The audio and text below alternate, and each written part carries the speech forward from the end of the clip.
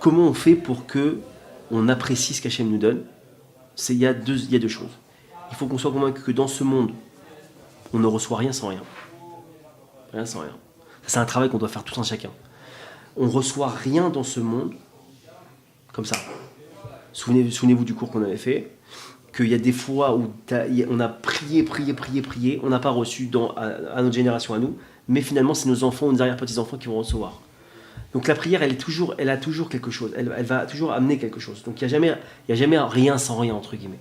Donc il faut apprendre déjà que dans ce monde, on reçoit, il n'y a rien sans rien. Ça n'existe pas de faire quelque chose, de recevoir comme ça, de rien faire et de recevoir.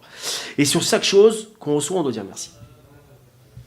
Toujours. Souvenez-vous, le Rav, souvent en cours, il dit merci pour cette table, merci pour ce micro, merci pour ce verre d'eau, pour des choses simples. Quoi. Mais quoi, dire merci pour des choses simples? Oui, souvenez-vous qu'on avait dit aussi que qui te dit qu'aujourd'hui ce micro-là, il marche et demain il marchera?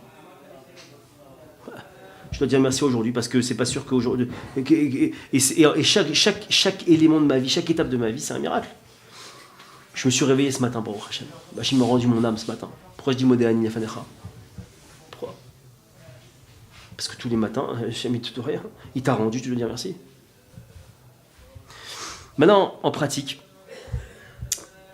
il faut apprendre à négocier entre guillemets avec l'enfant. L'enfant, il veut un truc, ok, pas de problème. Tu veux quelque chose? Alors tu fais un truc en échange.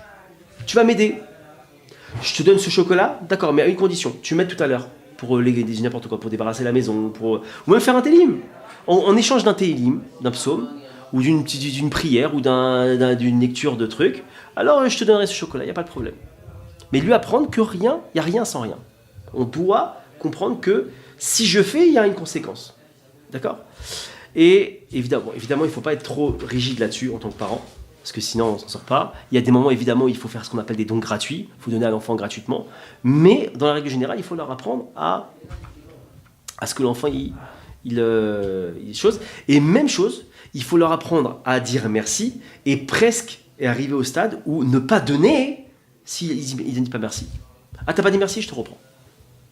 Je te reprends. À tel point, c'est fondamental. Parce que ce merci-là, il va évoluer avec l'enfant quand il sera adulte. Et c'est ça qui va lui donner la force de se connecter à Hachem.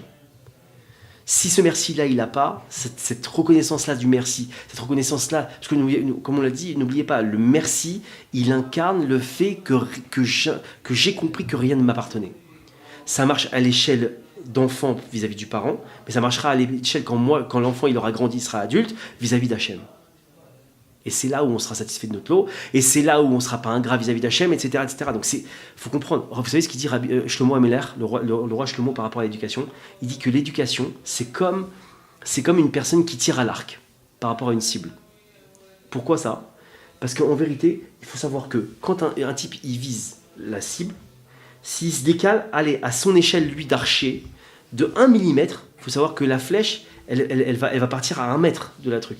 Mais quoi, c'est à 1 mm au niveau de l'archer? Non, mais la conséquence, elle va être au niveau de la cible, plus loin, elle va être d'1 mètre. Donc ça veut dire le décalage que je vais mettre en place dans l'éducation des enfants, que moi qui me paraît minime, ça va, dire merci, c'est bon, c'est des gosses, ils peuvent... Non, parce que ce décalage-là, au niveau où je fais, ça va avoir une influence catastrophique.